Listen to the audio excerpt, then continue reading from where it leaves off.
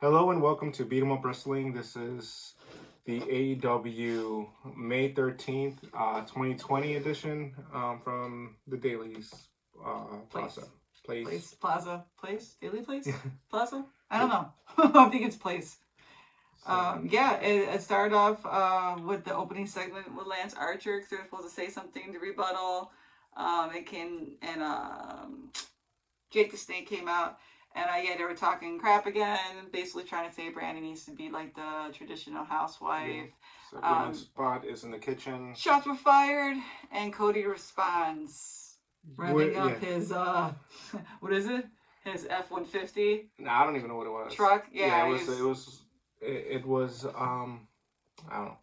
It was a truck that just moved a small barrier, and then he came out of it, which was kind of like a waste. It was a cool truck. It has the American Nightmare logo on it. But if you're going to do that, make it just go all the way to the arena. He's like, I don't know if I want to risk it. There's no body shops open right now. Yeah. But, it sets up. Lance and Cody looked good. There was no real clear who went over the other. It was kind of like they were countering each other's moves. Yeah. And then Jay calls Lance off, and they head back while Cody's there in the middle of the ring. Yeah. And so it was good. Like, he came in with his dress attire, but he had tape on his hands and stuff like that. But yeah, you were noticing how tall Jake the Snake is. I'm like, man, I didn't know how menacing he kind of looked next to Lance, because Lance is pretty damn tall too. Yeah. So it was a good opening segment, and then we get into our tag team bout between the Best Friends and Jurassic Express. This was a really good match. Marco died though. Wardlow destroys Marco. Yeah. Phoenix destroys Orange Cassidy. And then MJF takes out Jungle Boy. The match itself was really good. The ending was a lot of people interfering because all the heels have heat against these two teams. And the Best Friends end up taking the win. Yeah. Setting up for the buy-in at Double or Nothing, which will be Private Party versus the Best Friends. Yep. That looks like a very good match because we haven't seen Private Party for a while. But yeah, it's a really good match. Yep. I think it's gonna be something good to watch. There's gonna be a lot of good spots for Private Party, and then Best Friends are usually always a clean contenders anyway. So. Yeah. I don't know, which way do you think they're gonna go, Best Friends or Private Party? Seems like they've been building up the Best Friends. But I think they build a Private Party on BTE. Yeah, but I don't know. It's going to be an interesting match. I don't know. I just don't know if they can carry if they were to go against Hangman. If that's the Best Friends could carry. I don't know. I have to see. They've done a lot of good work in New Japan Pro Wrestling. They've gone against bigger teams. So yeah, it'll be a good match between them and Hangman. And no, I like them. I'm just saying, like, when you see like people on Twitter talk. Yeah, but people on Twitter are I'm just saying minority. I'm just saying, like, you look at the view audience on what it is. Like, I don't know. Like, to take it would suck for Kenny and Heyman to have it taken away. I don't think they're gonna lose it. I don't think Kenny or Heyman are gonna lose it to whoever they go against. No, you don't think so? You're gonna keep it? Yeah. I hope it's the Lucha Bros. If they have to falter to somebody, I'd rather have them falter to the Lucha Bros. I think what they're gonna be building up to is the Revolt is coming. That's clear. And I think the Revolt is going to take out the Young Bucks when they do fight. They're going to climb up the rankings. They're going to have the belts, and I think eventually that's who the Young Bucks get the belts from. The once known as FTR. Well, they still use the FTR thing. Yeah, it's just funny. So, there's been subtle hints. It's stupid subtle hints. It's not even subtle. It's like it's in like bread in BT. Like it's just like, what is this? What? Yeah. Match is stupid. Match sells everything. Yep. It'll be nice to see the Bucks come back soon.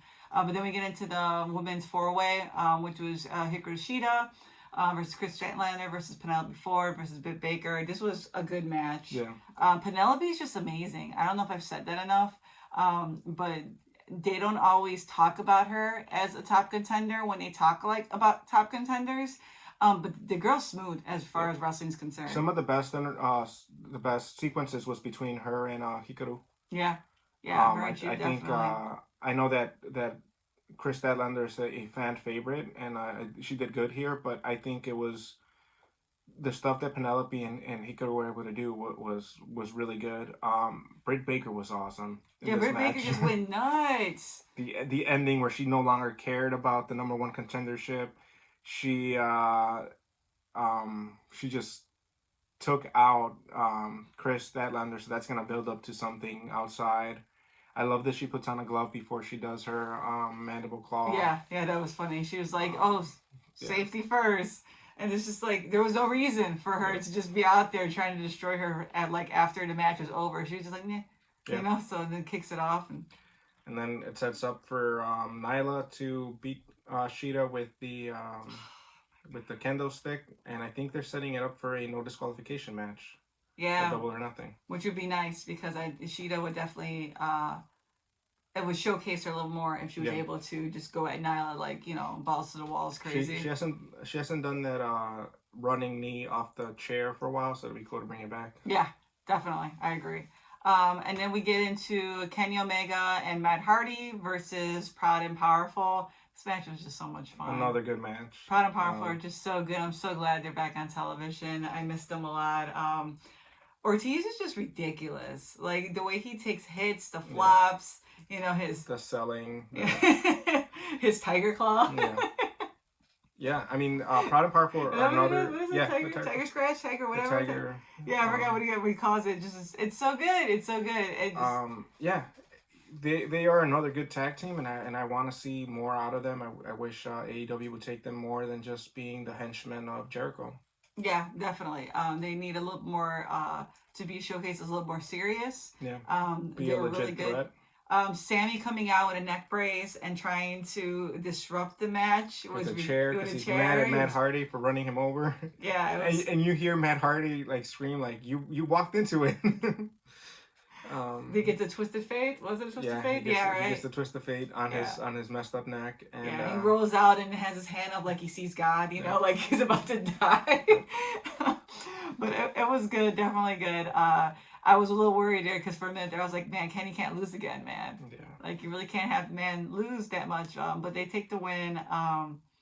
Yeah, it's just a good match. Then I fangirled because Kenny was the leading, and then Matt Hardy was giving the bang, and I'm just like, the two worlds have collided, and it makes me super happy. I mean, a year ago, would you think that Matt Hardy would have been in AEW? No, I would never in my wildest dream have thought that he would have been like the leading, and Kenny would have looked just as crazy as Matt Hardy.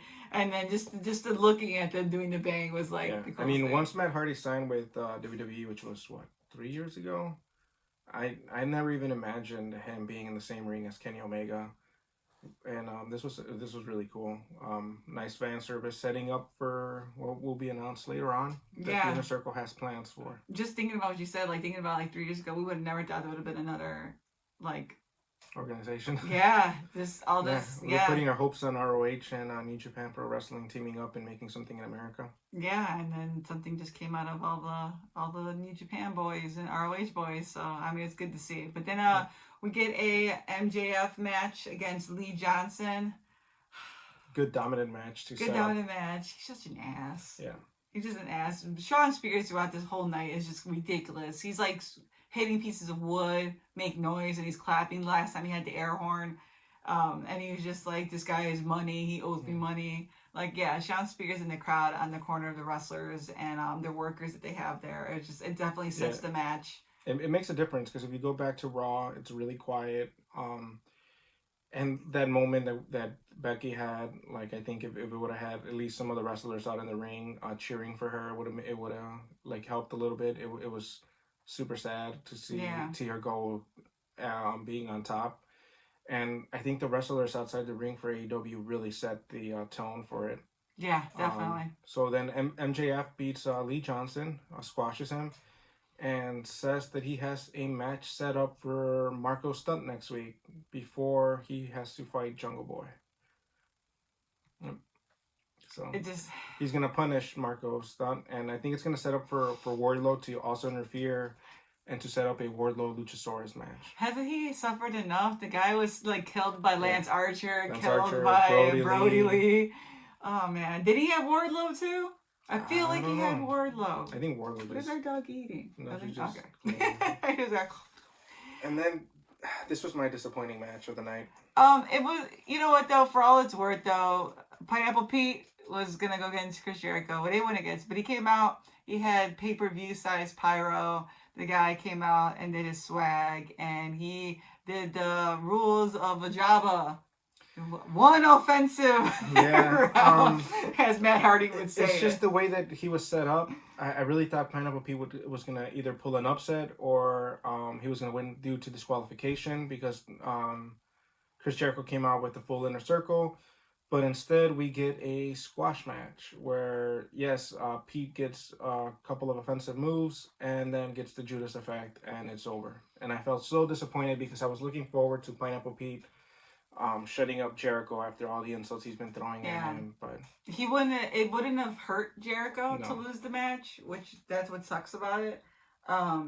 I mean, the guy sold the Juice Effect too, which is another thing. It's like it's a newer move. It has to be set up for it, and he sold it damn well. Because like when you're watching the match, you see him get up, you don't really even know what's gonna come, and that's the nice part about when Jericho delivers that move when it's done correctly. But yeah, I felt bad. I wanted more Pineapple Pete. I hope that's not the last time we see Pineapple Pete. Yeah, I hope they do some redemption for Pineapple Pete. Or Shug D. I think like he had so much momentum going his way. I know he's lost. This is his third loss in AEW, but this would have been a nice boost for him to get something out of this. But yeah, we'll see. We'll see what they have planned for Pineapple Pete. Frowny Seth Rollins' face. Yeah, I just didn't like how it went. No, and Vanguard, they basically challenge for, is that Double or Nothing? Yeah, Double or Nothing. It's going to be a stadium stampede. Stadium stampede match in the football field. The Jacksonville Jaguars, and basically they Inner Circle challenges the Elite, which the Elite will probably consist of Matt, Kenny, and the Bucks. I don't know if Hangman will show up at this point. Cody won't be in it because he's fighting Lance. And then we'll see which people actually fight who from the Inner Circle, which will probably be Sammy. Well, Sammy might play that he's injured, so you might have Jake, Proud and Powerful, and Jericho. Yeah, so it would be interesting to see who actually comes out on that one. But Vanguard comes out, and they basically destroy Vanguard. Yeah, Floyd the Bat destroys Vanguard. And it was sad, and Matt Hardy put sad photos of him holding the deceased Vanguard one. Yeah, so yeah, rest I guess in peace, that sets Vanguard. up for Vanguard too. Yeah, it was probably going to come out with like some laser beams or something. I don't know.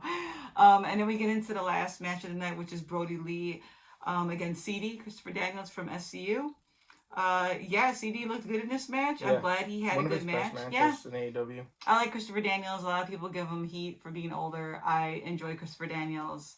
He has a lot of good spots. He's really good as far as promos and outside the ring work. And this one just showcased his in-ring work. Yeah. And Brody Lee took care of him, and it was a good match. Yeah, it made Brody Lee look strong again. But it also wasn't the simple squash matches that Brody Lee has been having. You saw some moments where Brody Lee was getting frustrated with Christopher Daniels, so it sets up for the Moxley match with him. And Brody Lee comes off as a monster and dominant, even though when he was taking some of the offensive moves from Christopher Daniels. Yeah, and it's cool for the different angle of Brody taking the title and calling himself the champion. It's something that you don't see a lot of anymore, and actually sticking to the storyline. Man, the last time we've seen something like that was when Cody took the briefcase from Sandow. Remember? Mm-hmm. Yeah, and he threw it in the lake. I don't know if you guys remember that. He had the money in the Money in the Bank briefcase, and Cody stole it from Sandow, and he threw it into the ocean. I don't even know where the hell they were. But yeah, and it sold, and it was so good. Mm-hmm. This is the same thing. Mox comes out. He destroys whoever is left from the Inner Circle, the Dark Order. 10 leaves. Preston Vance leaves with Brody Lee holding the championship, and Mox is just fuming. Yep. So Brody Lee's calling himself the self-proclaimed AEW champion. So yeah, so it sets up for 10 to go against Moxley next week, Yep. which is probably going to be the Inner Circle interfering and Dark Order, sorry. I mean, messed it yeah, up. That was my fault. I started with that. the Dark Order interfering and beating the crap out of Moxley so that the pay-per-view is set up for Brody and Moxley. I don't know. I think Moxley's going to end up winning in the pay-per-view, but I wouldn't be surprised if Brody Lee wins by some sort of cheating. Yeah. And he'll still get his rematch. Yeah. You know, so and maybe Moxley gets the belt back when there's a crowd back in the audience. Yeah. It's going to be a good Double or Nothing. It's going to be being able to compare the two pay-per-views of Money in the Bank and this one. I know that's their whole like stadium, you know, like Stampede. It was like, I don't know if it was his shots at the Money in the Bank, like rise to the corporate ladder type of thing, but it's going to be funny because they're going to do it better. Like it's they already knew how to do it outside when they went, you know, the street fight. They had this linear type thing where they all kind of probably said, okay, at this point we're gonna go here, you know, and they talked about it. So it was this fluid, very live moment, and it wasn't so haphazardly edited. Yeah, I think again that Money in the Bank thing was such a good idea that never lived up to its full potential. And I think it was just McMahon getting in his own way because the stars that he had in the match could have done a lot more. Oh, yeah. They have the talent. They have the charisma. They have all that. And, so it was, again, Money in the Bank was good, but it just, the way they built it up and the way what they gave us wasn't as good. No. So I'm hoping that the Stadium Stampede does deliver because they've been building an Elite versus the Inner Circle for a while now. So let's see. Yeah, it was a little weird. The delivery of that announcement, you know, especially since Vanguard announced, you know, like they were accepting it. I had thought when they zoomed out it was going to be a Matt Jackson, Nick Jackson live video conference. That's what I thought. So yeah, Vanguard getting destroyed was something, but having the acceptance from the elites and not really getting any of the elites saying that they were accepting the challenge was kind of weird for me. And it kind of, for me, it fell a little flat. I'm not saying that the match will fall flat, but just the delivery of it fell a little flat for me, just a little bit. So I'm a little worried about it. As far as the rest of the card, I'm not worried about that right now. The buy-in looks good. The rest of the matches that we have so far announced look good. So we shall see. We have the take-home show will be next week. Yep. So we'll see what else, what other surprises they have for us. Yep. Oh, and I don't think we announced that. I can't think of his name. He's gonna present the TNT. Oh, Mike Tyson. Mike Tyson's gonna present the TNT Championship. Was it Iron Mike? Yep. Yep. So he'll be there. He'll be there at the pay-per-view. Yeah. Good stuff. But I was hoping for Sting.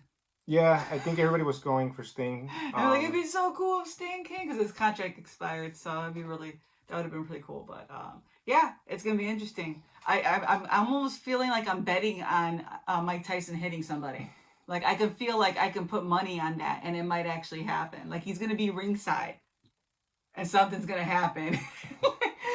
You know, is he gonna hit Cody or something? Like, or he'll hit Jake. Yeah, I don't know. He'll really hit him and he'll just go down. But yeah, we'll see you guys next time. We'll have some more DDP and Dark Side of the Ring going up for you guys. But yeah, I think NXT is gonna have a takeover show. I forgot which week is coming up. It ain't next week. It might be the week after. But we'll be back to show you guys some of the highlights of that too. So till then.